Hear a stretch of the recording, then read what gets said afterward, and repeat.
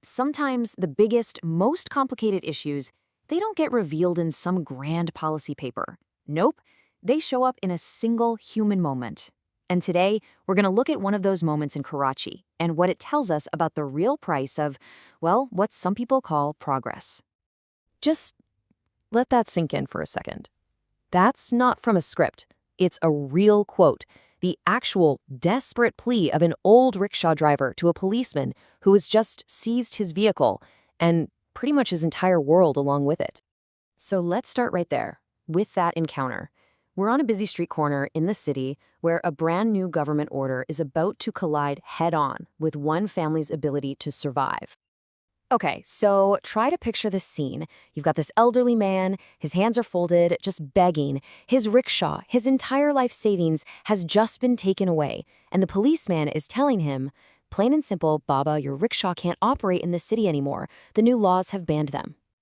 And this is the response he gets. It's not mean, not really, but it is completely impersonal. It's the voice of a system that's just doing its job. A system that can't see the individual person it's crushing. The officer, he's just a gear in a much, much larger machine. All right, so now let's zoom out from this one man's tragedy to see what's happening to thousands just like him. To really get it, we need to understand the policy, the law, that set this whole heartbreaking scene in motion. So what's at the heart of all this? It's a government order, a ban on a specific kind of rickshaw, the CNG six-seater. For so many people, this is their only way to make a living, and the official reason for this ban? To beautify Karachi. In this slide, this really lays out the whole conflict, doesn't it? On one hand, you've got this really noble-sounding goal, a beautiful, peaceful city. Who wouldn't want that? But on the other hand, there's the very real consequence, literally snatching the food from the mouths of thousands of families.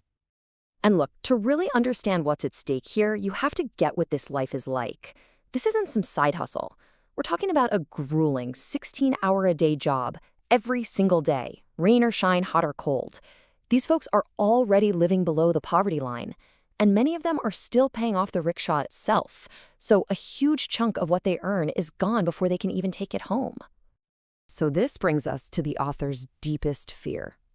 I mean, when you take away someone's only way to earn a living with just the stroke of a pen, what happens next? This leads to some really tough questions that, so far, nobody seems to be answering. Just think about that for a second. Was there any kind of plan B? The source material is asking this directly. You've taken away their job, but did you offer them anything to replace it? And the questions just keep coming. Was there any financial aid to help them get a newer legal vehicle? Any job retraining programs? Anything at all? The answer, according to the author, is a pretty clear and devastating no. And this is the question that really gets to the core of the argument.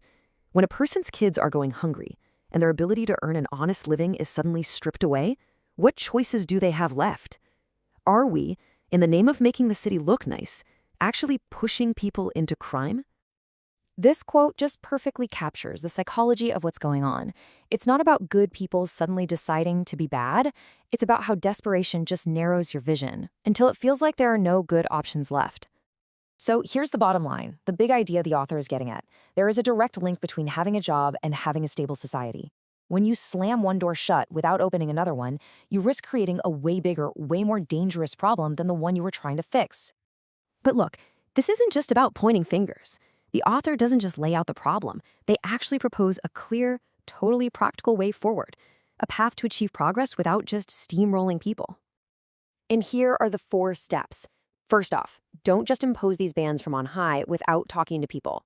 Second, set up programs to help these drivers finance new compliant vehicles. Third, if that's not possible, then offer other job options. And finally, and this might be the most important one, just listen. Treat them like citizens to be supported, not a problem to be erased. So, this brings us full circle, right back to that original goal, beautification. The author is asking us all to take a step back and really think about what beauty even means when we're talking about a city. Wow! I mean, that quote just reframes the whole debate, right? It's saying that true beauty isn't just about clean streets and new buildings. A truly beautiful city is a place where people can live with dignity, where they can work and feed their families. It's about prosperity. And so we're left with this really stark choice. Is the goal really to have cleaner looking streets, even if it means destroying lives? Or is there a better way, a way to have both? It's really a question of aesthetics versus basic humanity. And that leaves us with one last question that goes way beyond Karachi. It's a question for any city, any country that's trying to modernize. As we race towards a better future, who are we asking to pay the price for that progress? And is that a price we're willing to let them pay alone?